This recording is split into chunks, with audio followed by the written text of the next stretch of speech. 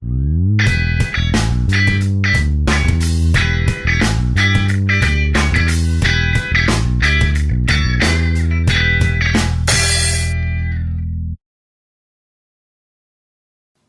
colocar aqui a criação de dinheiro pelo setor privado.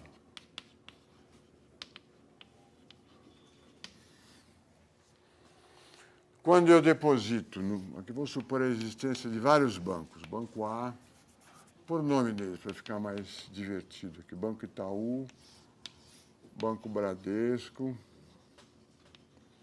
Banco Caixa Econômica Federal, Banco do Brasil, etc. Eu ganho meu salário, R$1.000, e deposito R$1.000 no Itaú.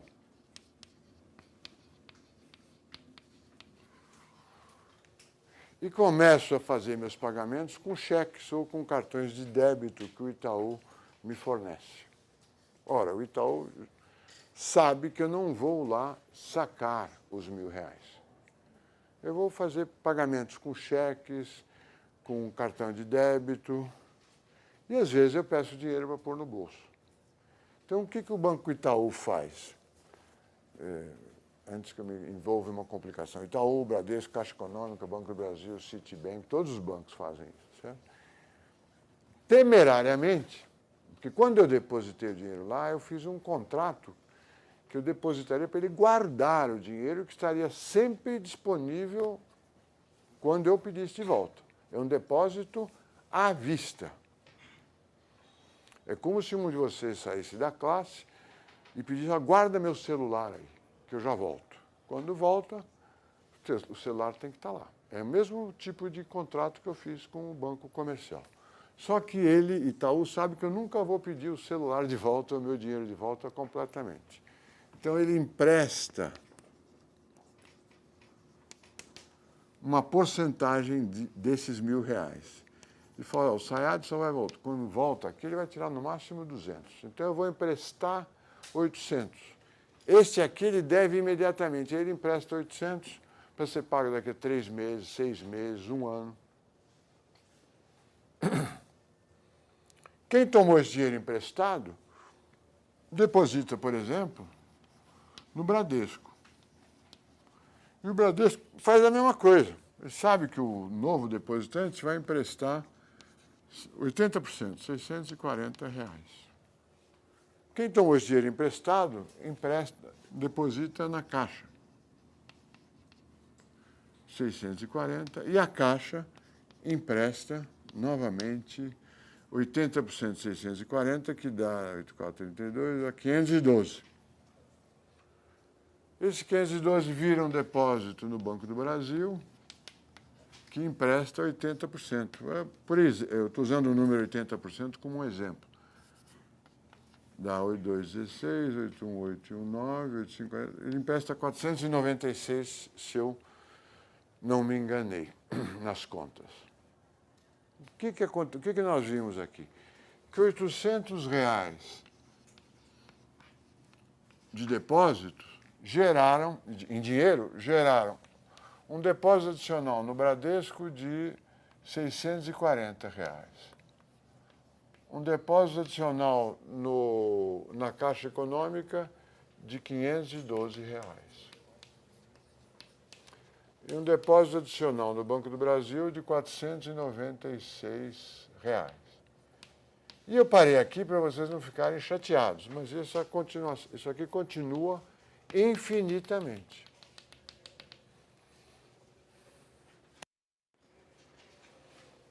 Só que com parcelas cada vez menores. Cada vez menores. Porque estão sempre sendo multiplicados por 80%, fica cada vez menor. Então, uma soma de um número infinito de parcelas, isso aqui nunca acaba, mas onde pareceria que a soma fosse infinito também, mas não é infinito. porque você está somando quantias cada vez menores.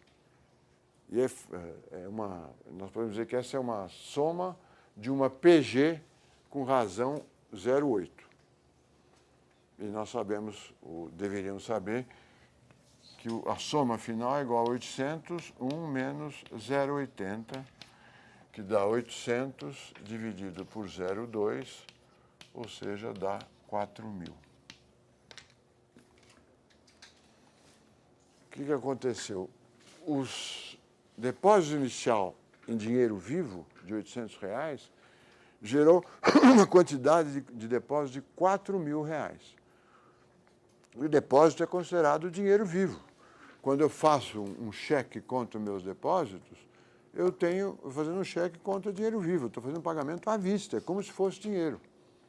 Ou seja, o sistema bancário privado está criando dinheiro. É uma operação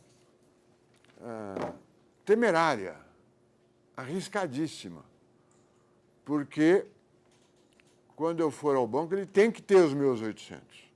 Se eu quiser sacar os 800, ele tem que ter. É por isso que o Banco Central exige um depósito compulsório, para garantir esses momentos que eu tenho pouca confiança no banco e quero ver, como a gente diz, a cor do dinheiro.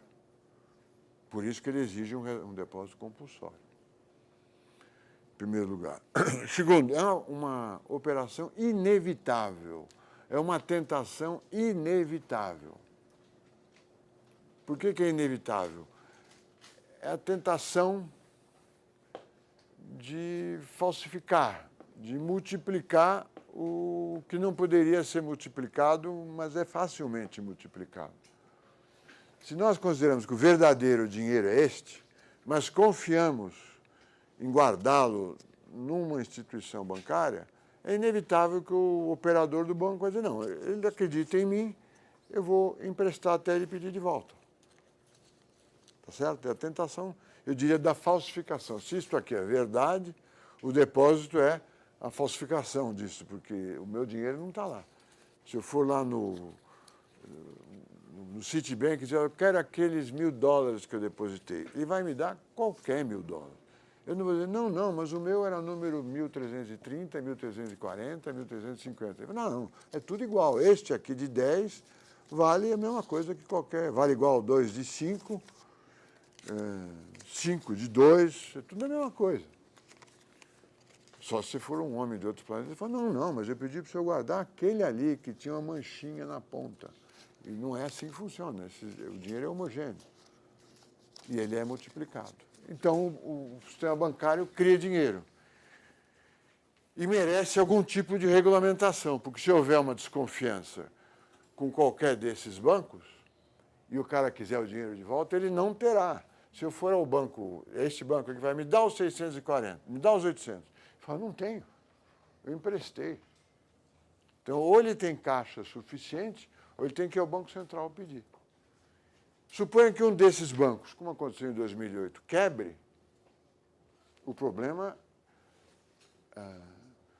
se espalha imediatamente, porque quebrou, vamos dizer, este banco, vou tirar o nome aqui, senão eu vou acabar preso ou processado.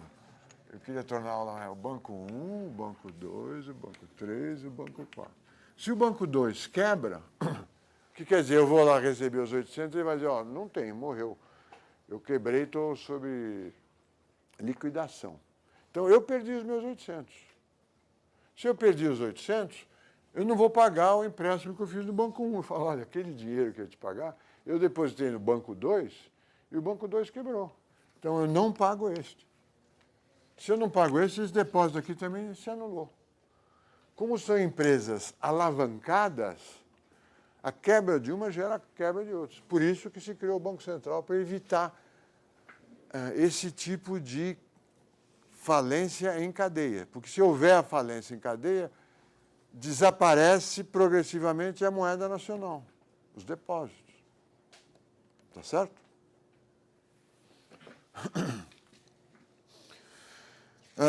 Eu vou apresentar para vocês agora como é que existem dois criadores de moeda, o Banco Central e o sistema bancário privado.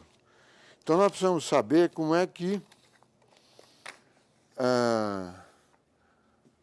como é que se liga?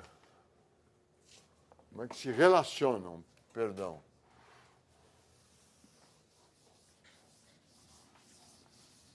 a base monetária e a quantidade de moeda em poder do público, sabendo-se que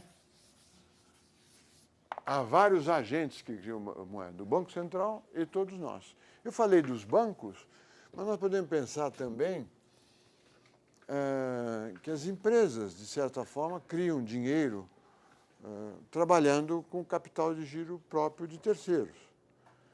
Então, o bar daqui, o bar da escola, ele vende pão de queijo à vista e, vamos dizer, paga a matéria-prima, os saquinhos com os pães de queijo congelados, em 30 dias.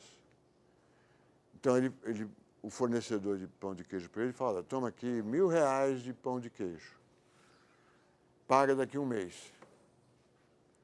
Ele começa a vender todo dia, recebe R$1.000, vamos dizer, em 15 dias e fica devendo, fica com o dinheiro do fornecedor por mais 15 dias sem pagá-lo. Criou um crédito, um depósito para ele, como um banco central, como um banco privado, mas em parcelas muito menores. Tá certo? A alavancagem dele é muito menor. O sistema bancário não tem uma imensa alavancagem. Nós vamos saber agora como é que se relacionam 6, né? 5. Base monetária, que eu acabei de explicar, que é o dinheiro que o passivo do Banco Central, que o Banco Central controla, e moeda em moeda, oferta de moeda. Como é que se relaciona? E eu vou mostrar de uma forma muito simples e mecânica. A base monetária é igual a reservas compulsórias e voluntárias, reserva dos bancos, né, uma reserva voluntária, mais papel, moeda em poder do público. Uma opção de letrinhas, vocês não se assustam com letrinhas. A definição de moeda, perdão, vamos fazer assim. A definição convencional de moeda é os ativos financeiros líquidos da economia, depósitos à vista, mais papel, moeda em poder do público. Essa é a definição convencional de moeda. Quanta moeda existe em circulação? O que é moeda? Todos os depósitos à vista, mais o papel, moeda em poder do público. Eu preciso saber como é que ela se relaciona com a base, que é igual a reservas dos bancos compulsórias mais reservas voluntárias, mais papel, moeda em poder do público. Uma forma simples de fazer isso é supor que o comportamento do público com relação a depósitos à vista, papel, moeda em poder do público, é um comportamento descrito por uma expressão linear e fixo. Não depende de nada, não depende de taxa de juros. Então, eu vou fazer as seguintes hipóteses, que o papel moeda em poder do público é uma fração onde é que está aqui? B dos depósitos à vista. Ou seja, para cada R$1.000 que eu tenho no banco, eu quero ter no meu bolso R$100. B é 10% nesse caso.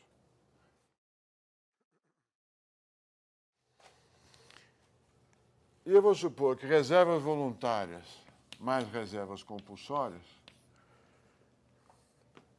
os bancos centrais, os bancos comerciais falam, olha, para cada R$1.000 de depósitos à vista, eu vou guardar 20% em reservas voluntárias ou compulsórias. Uma hipótese simplíssima. Agora é fácil resolver como é que liga a base à moeda. A moeda, hipótese. Então, portanto, eu posso escrever M, moeda aqui, como papel, moeda em poder do... reservas compulsórias, depósito à vista, mais B do depósito à vista. E eu posso escrever a base como A do depósito à vista mais B do depósito à vista. Dividindo moeda por base, eu vou ter depósito à vista mais B depósito à vista sobre A depósito à vista mais B depósito à vista. Ou M sobre B igual a B, dividindo tudo por depósito à vista, B, A mais B sobre... M sobre B é igual a B sobre A mais B. Ou M é igual a B, B, A mais B da base.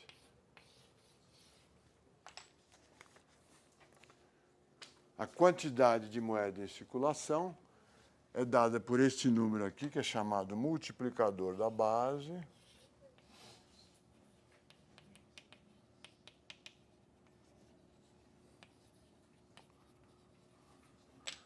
vezes a base. É simples, é só fazer proporções fixas para o depósito à vista, quer dizer, tudo em função do depósito à vista, papel, moeda do poder do público é igual a B do depósito à vista. Essa é uma visão simples. Por que supõe que os bancos comerciais e o público têm um comportamento imutável. Eles sempre guardam B% dos depósitos à vista com papel moeda em poder do público. E que os bancos sempre guardam A% do depósito à vista como reservas compulsórias ou voluntárias. O mundo não é assim.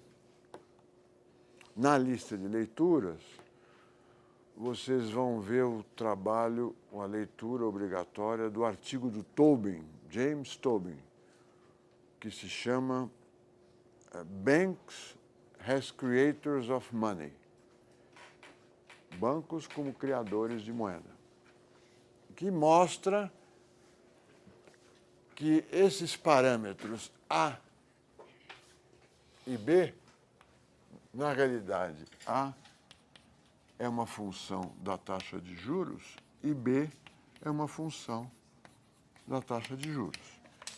Então, a relação da base para a moeda depende da taxa de juros. Se a taxa de juros for zero, como ela é hoje, praticamente, nos Estados Unidos ou na Europa, não é zero, é 2 por ano ou 1 por ano. Mas vamos supor, se ela for zero, eu deposito o meu dinheiro no banco comercial, ele não vai sair correndo para emprestar. Porque ele vai emprestar a uma taxa muito baixa, 1% ao ano. Corre o risco de o empréstimo não ser repago, tem o trabalho de escrever o contrato de empréstimo, fazer análise do solicitante de empréstimo, ver se ele tem condições de pagar. Para pagar 1% ao ano, ele vai deixar o dinheiro parado. O A, vai ser 100%. Se o A for 100%, embaixo vai dar 1 mais 2, o multiplicador vai ficar muito, muito baixo. Então, vai ser 1, vamos supor que seja 1 mais... Faz assim, ó, faz o A e o B igual a 1. 100%. Ninguém põe dinheiro no banco. E o banco não empresta para ninguém. Dá 2 sobre 2. A moeda é igual à base. O dinheiro em circulação é só isso aqui, ó. A oferta de moeda é só isso. Ninguém usa depósitos à vista. E o banco não empresta dinheiro para ninguém. E isso depende da taxa de juros. Se a taxa de juros é muito baixa, como é hoje, a propensão para emprestar é muito baixa. Então, o A vai ser imenso. Ele não vai emprestar nada. Vai deixar tudo em caixa. Tá certo? E se eu tiver muito medo dos bancos, eu vou deixar o B todo em caixa. O B meu vai ser praticamente zero. E aí o multiplicador vai ser muito baixo. Eu vou só fazer trabalhar só com dinheiro vivo. Eu não confio em depositar o dinheiro no banco e emitir um cheque contra ele. Então, nós aprendemos como é que se cria oferta de meios de pagamento. É pelo Banco Central e pelos bancos privados, pelo sistema financeiro. Está certo? Num momento de crise, que você está pessimista sobre o futuro da economia, os bancos não vão emprestar dinheiro. Então, o A vai ser próximo a 1. E o multiplicador vai ser muito pequeno. Numa situação em que os bancos não inspiram confiança, eles não podem ser multiplicadores de símbolos de confiança, que é o dinheiro. E, portanto, o B vai ser muito próximo de 1. Os depósitos à vista serão pequenos. A crise de 2008, o primeiro problema da crise é que quebra um grande banco, o Lehman Brothers. Quando esse banco quebra, ele gera, em primeiro lugar, uma destruição de títulos financeiros que são propriedades de outros bancos. Os outros bancos pensavam que tinham a receber X trilhões de dólares do Lehman Brothers. Esses X trilhões de dólares não existem mais. Então, os outros bancos tendem a quebrar também. E aí, o setor não bancário fala, bom, mas como é que eu vou colocar dinheiro nos bancos se eles estão com o risco de quebrarem e o meu dinheiro desaparecer? Não é? E as empresas que têm dinheiro nos bancos, ou pensavam que tinham dinheiro no banco, correm o risco de quebrar também, porque o dinheiro delas não vai ser pago. O depósito que ela tinha desapareceu. Chega lá, tem aquela faixa preta e amarela da polícia, ou de outra cor qualquer, escrito banco em liquidação. E o pão de queijo que você pagou com um depósito, o cara vai depositar o dinheiro, esse banco foi liquidado. Essa é a dificuldade do sistema financeiro. Isso depende do período histórico que a gente está falando. Se pensarmos no período 1945,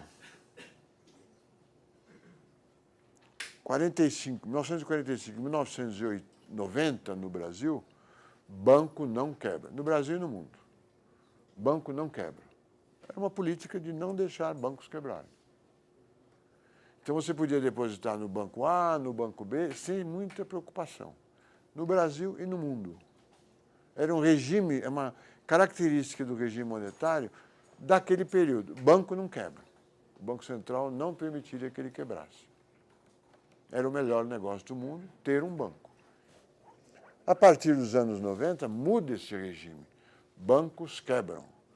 Então, assim como você tem que pensar muito bem antes de emprestar dinheiro para uma empresa, para um amigo, ver se ele tem condições de pagar, também você precisa desta preocupação ao depositar dinheiro num banco.